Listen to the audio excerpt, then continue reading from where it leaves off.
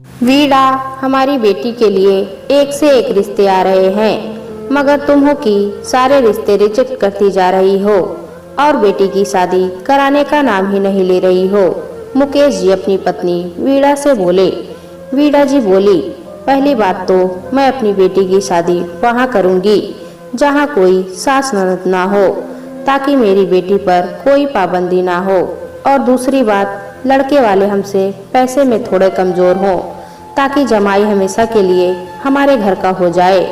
मुकेश जी बोले, अब ऐसा लड़का कहाँ मिलेगा तुम्हें? और हमारी बेटी निशा, क्या वह भी यही चाहती है?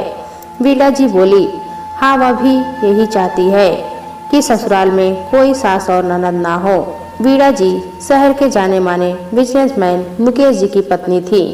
उनका व्यवसाय शहर में चारों तरफ फैला हुआ था।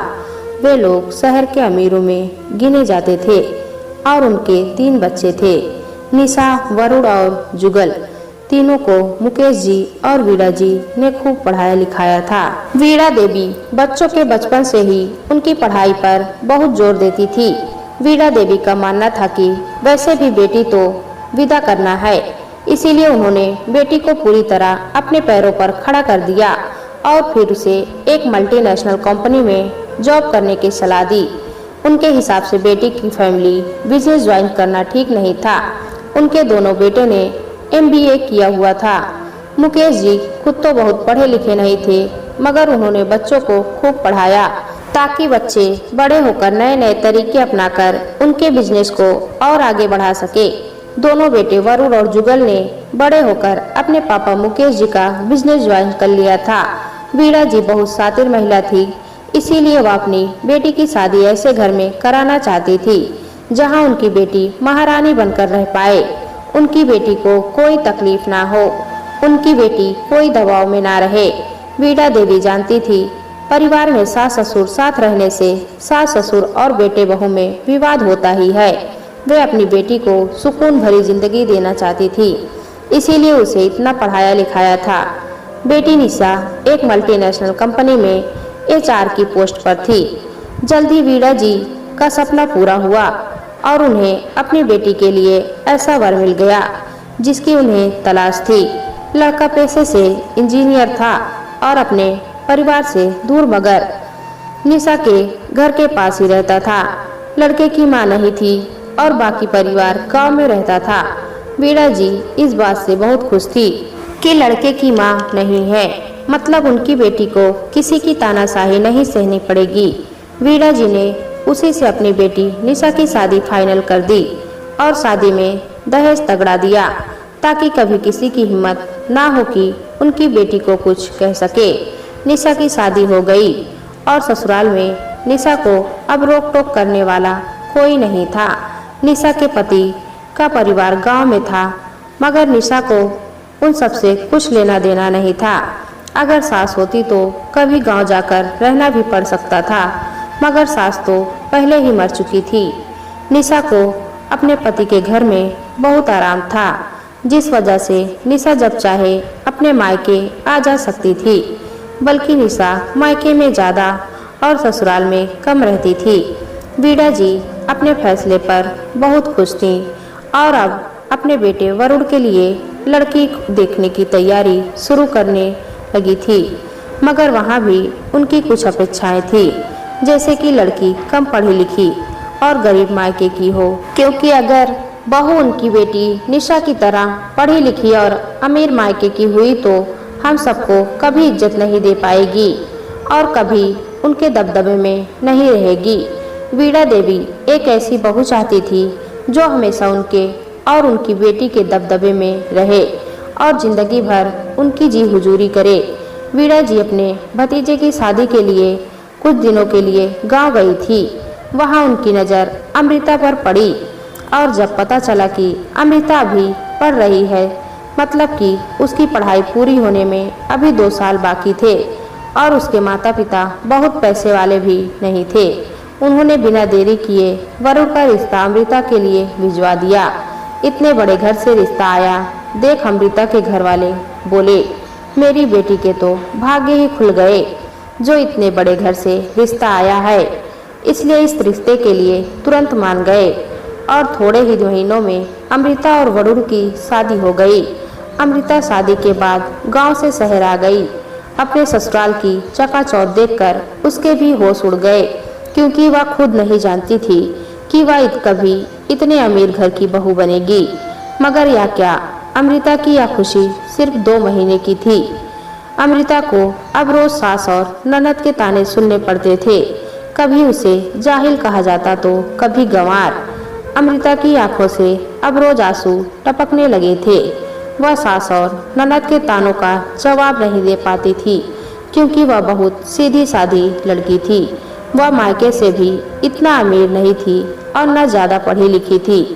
थोड़ा बहुत जो पढ़ी लिखी थी वह भी सरकारी स्कूल से ही पढ़ी थी, जिस वजह से उसकी इंग्लिश इतनी अच्छी नहीं थी। हर एक महीने में अमृता की ननद निशा अपने मायके राउंड लगाने आती। दोनों सास बहू ने मिलकर अमृता का जीना हराम कर रखा था। सास पूरे दिन अमृता को ताने मारती और निशा अमृता का हर बात में मजाक उड़ाती। पूरा दबदबा बनाकर रखा था दोनों माँ बेटी ने अमृता पर। निशा कभी अमृता के कम पढ़े लिखे होने का मजाक उड़ाती तो कभी उसको इंग्लिश ना आने का। अमृता के रोने का भी दोनों माँ बेटी पर कोई असर ना पड़ता था। कुल मिलाकर अमृता का कोई अस्तित्व ही नहीं रह गया था। अमृता की आंखों में आंसू देखकर उसके पति वरुण को बहुत दुख होता। थोड़े महीनों तो वरुण कुछ नहीं बोला, मगर अब उससे अमृता की तकलीफ देखी नहीं जाती थी। वह अपने आप को गुनहगार समझने लगा। उसे लगने लगा कि अमृता उसके कारण इतनी दुखी है, जबकि वरुण एक बहुत अच्छा पति था। आज वरुण ने अपनी माँ और बहन को सुना दिया। वरुण बोला, मम्मी, अमृता पूरे दिन घर का काम करती है, आप लोगों की भी इतनी सेवा करती है, फिर भी आप और निशा दीदी अमृता को रोज ताने मारती हो। आखिर अमृता की गलती क्या है?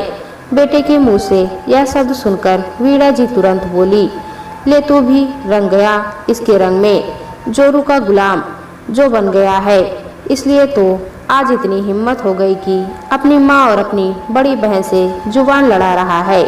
वरुण ने सभी को प्यार से समझाने की कोशिश की कि मगर उसकी माँ और बहन के रवैये में कोई सुधार ना हुआ।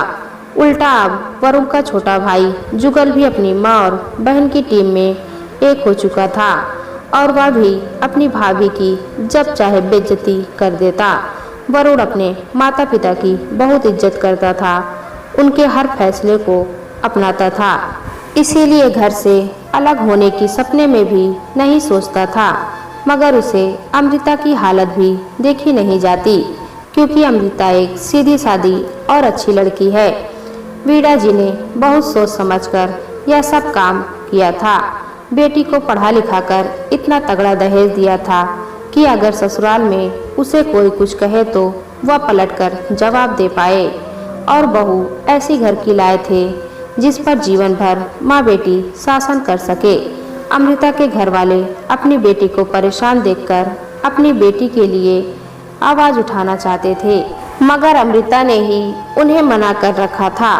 वह नहीं चाहती थी कि उसकी वजह से उसके माता पिता को कोई तकलीफ हो, और वैसे भी उसका पति वरुण तो उससे बहुत प्यार करता ही है ना। इस बात से ही वह संतुष्ट थी और उसके माता पिता को भी इस बात से संतुष्ट करती थी। अब वीणा जी छोटे बेटे जुगल के लिए लड़की देखने लगी। इस बार फिर वीणा जी अपने दिमाग के घोड़े दौड़ाने लगी, क्योंकि उन्हें जुगल के लिए थी अमृता जैसी बंधुआ मजदूर की तलाश थी, जो उनकी और निशा की जी हुजूरी कर सके। निशा भी ऐसी ही भाभी चाहती थी, ताकि वह जब भी मायके आए उसकी दोनों भाभियां उसकी सेवा कर सके और उससे थोड़ी कम पढ़ी लिखी हो, ताकि उसका दबदबा बना रहे और वह दोनों का मजाक उड़ा सके। वीणा जी जुगल को लड़कियां दिखाने साथ ले जाती, मगर जुगल जिस भी लड़की को देखता कभी पैसे से रुतबे में लेकर तो कभी कम पढ़ी लिखी होने की वजह से रिजेक्ट कर देता। वह घर में अपने भाई भाभी का हाल देख चुका था, इसीलिए उसने फैसला कर लिया था कि वह एक संपन्न परिवार की और पढ़ी लिखी लड़की से ही शादी करेगा। वीणा देवी उसकी बात मानने को तैयार नहीं थी, मगर जुगल जिद पर अड़ गया कि वह शादी करेगा तो संपन्न परिवार की और पढ़ी लिखी लड़की से। भाई की शादी के वक्त उसे अंदाजा नहीं था कि मम्मी कम पढ़ी लिखी और गरीब घर की लड़की क्यों ला रही हैं, मगर बाद में अपनी माँ और बहन का तमाशा देख सब समझ चुका था और ठान चुका था कि यह खेल मैं अपने साथ तो बिल्कुल नहीं होने दूंगा। जुगल की जिद का उसकी माँ ने खूब विरोध किया, मगर जुगल नहीं माना, क्योंकि जुगल जानता था कि अगर उसने उसकी माँ की बात मान ली तो जिंदगी भर दुखी रहेगा। जुगल अपनी जिद पर अड़ा रहा और उसने अपने लिए अपनी ही तरह संपन्न और पढ़ी लिखी लड़की का चुनाव किया, जिसका नाम सौम्या था। थोड़े दिनों बाद जुगल ने सौम्या को पसंद कर दिया, जो पढ़ी लिखी और रुतबे में भी टक्कर की थी। सौम्या पढ़ी लिखी थी, इसीलिए शादी के बाद घर का कुछ काम नहीं करती थी। उसने भी MBA कर रखा था, इसलिए अपने ससुर मुकेश जी का फैमिली बिजनेस ज्वाइन कर लिया। शुरुआती दिनों में वीणा जी और निशा ने अपने रंग दिखाने चाहे, मगर सौम्या ने इतना अच्छे से पलटवार किया कि सौम्या के सामने वीणा जी और निशा भी फीकी पड़ गई और उन्होंने सौम्या को अपनी टीम में मिला लिया था। अब सौम्या भी अपनी बड़ी भाभी अमृता की जब चाहे बेइज्जती कर देती, कभी भी कुछ भी सुना देती, क्योंकि वह जानती थी कि उसकी जेठानी उसको कभी टक्कर नहीं दे सकती। और वैसे भी घर में सभी लोग तो यही कर रहे थे। वह अपनी जेठानी से हर मामले में बेहतर है, यह बात वह मान चुकी थी और अब इस बात का वह जमकर फायदा उठाती थी। अमृता अब सभी के लिए घर की मात्र एक नौकरानी बनकर रह गई थी। यह सब देखकर वरुण ने फैसला कर लिया था कि वह अमृता को किसी तरह घर के इन पछड़ों से बाहर निकाल कर ही दम लेगा। वरुण देख रहा था कि उसके छोटे भाई की पत्नी को भी घर में सभी के जैसा सम्मान मिल रहा है, मगर अब तक उसकी पत्नी क्या ही कोई मान सम्मान नहीं है, जबकि वह घर की बड़ी बहू है। वरुण को लगने लगा कि अगर अमृता का यही हाल रहा तो कल के दिन हमारे बच्चे भी उसकी इज्जत नहीं करेंगे, क्योंकि अमृता का दर्जा एक नौकर का बन चुका है। और यह सब वीणा देवी की चालाकियों का फल था, जिसका नतीजा वरुण और अमृता भर रहे थे। जुगल ने तो चालाकी दिखाकर अपने आप को फंसने से बचा लिया था और अब वे दोनों पति पत्नी भी माँ और बहन की टीम में शामिल हो चुके थे। वरुण अमृता से बोला, अमृता अब तुम्हें खुद के लिए बोलना पड़ेगा और सोचना पड़ेगा, वरना तुम्हारी स्थिति ऐसी ही रहेगी। अमृता बोली, लेकिन मैं कर ही क्या सकती हूँ, मैं तो ज़्यादा पढ़ी लिखी भी नहीं और ना तो मेरे माता पिता की इतनी हैसियत है कि वह मुझे अब पढ़ा सके। अगर तुम मुझे पढ़ाना भी चाहो तो यहाँ कोई मुझे इस बात की इजाज़त नहीं देगा। मैं क्या करूँ, अब मुझसे यह सब बर्दाश्त नहीं होता। वरुण बोला, तुम इतना अच्छा खाना बनाती हो, तुम इसे अपना बिजनेस क्यों नहीं बनाती? अमृता बोली, मगर वह कैसे? वरुण बोला, क्यों ना तुम एक रेस्टोरेंट खोल दो। अमृता बोली, रेस्टोरेंट? मगर यह सब कैसे हो पाएगा? वरुण बोला, घर से थोड़ी दूरी पर ही हमारी एक दुकान खाली पड़ी हुई है, जो पहले मैं किराए पर देने वाला था, मगर अब सोच रहा हूँ कि वहाँ तुम अपना एक रेस्टोरेंट खोल दो। हम उस दुकान को रेस्टोरेंट में कन्वर्ट कर देंगे। अमृता वाकई बहुत अच्छा खाना बनाती थी और उसे भी वरुण का आइडिया पसंद आया। घर में जब सभी को पता चला कि अमृता रेस्टोरेंट खोलने जा रही है तो सास वीणा जी, ननद निशा और देवरानी सौम्या और देवर जुगल ने इस बात का विरोध किया और बोले, इस घर का काम कौन करेगा अगर यह रेस्टोरेंट चली जाएगी? वरुण बोला, मेरी पत्नी तुम लोगों की नौकर नहीं है जो तुम्हारे लिए खाना बनाकर अपनी जिंदगी बर्बाद करे और उस पर भी तुम उसका मजाक उड़ाओ। वीणा जी बोली, तेरी पत्नी में इतनी काबिलियत नहीं कि वह फैमिली बिजनेस ज्वाइन करे, इसमें हमारी क्या गलती है। वरुण बोला, माँ जरूरी नहीं कि हर कोई फैमिली बिजनेस ही ज्वाइन करे। अगर कोई चाहे तो अपना खुद का बिजनेस भी खड़ा कर सकता है। उस पर निशा और सौम्या मजाक उड़ाते हुए बोले, यह क्या रेस्टोरेंट चलाएगी, जाहिल गंवार कहीं की। इसे तो सिर्फ घर के काम ही करने चाहिए, मगर यह घर के काम नहीं करेगी तो कौन करेगा। वरुण बोला, तुम लोग तुम्हारे कामों के लिए अलग से नौकर रख लो। अब मेरी पत्नी किसी की नौकरानी बनकर नहीं रहेगी। सभी लोगों ने काफी कोशिश की कि अमृता अपना रेस्टोरेंट ना खोल पाए, मगर वरुण के सपोर्ट से अमृता ने अपना रेस्टोरेंट खोल दिया। रेस्टोरेंट में मदद के लिए कुछ स्टाफ लगाया और अमृता ने जी जान लगा दी रेस्टोरेंट को ऊंचाइयों पर लाने के लिए। बीच बीच में वरुण भी रेस्टोरेंट का चक्कर मारता। 4 महीनों के अंतराल में ही रेस्टोरेंट इतना जम गया कि खूब चलने लगा। अमृता ने अपना खुद का बिजनेस जमा लिया था। 1 साल के अंदर यह रेस्टोरेंट फेमस हो गया और दूर दूर से भी लोग यहाँ खाने आने लगे। बाहर से आए लोग तो इसी रेस्टोरेंट में खाना पसंद करने लगे, क्योंकि यहाँ घर जैसा खाना मिलता था और पारंपरिक पकवान मिलते थे। अमृता अब महीने का इतना ज़्यादा कमाती थी जितना उसकी ननद निशा 1 महीने में कमाती थी। उसकी देवरानी भी अपने ससुर जी के बिजनेस में ज्वाइन थी, इसीलिए देवरानी और ननद को अमृता से खूब जलन होने लगी और बीड़ा जी उन्हें तो अमृता की खुशी देखी ही नहीं जा रही थी। मगर ससुर मुकेश जी थे कि जो बहुत खुश थे और वो बोले, हम शहर के जाने माने बिजनेसमैन में तो थे ही, मगर अब अमृता की वजह से रेस्टोरेंट के बिजनेस में भी आगे बढ़ चुके हैं। वे अमृता को पास बुलाकर बोले, बेटा यह सब तुम्हारी मेहनत का नतीजा है।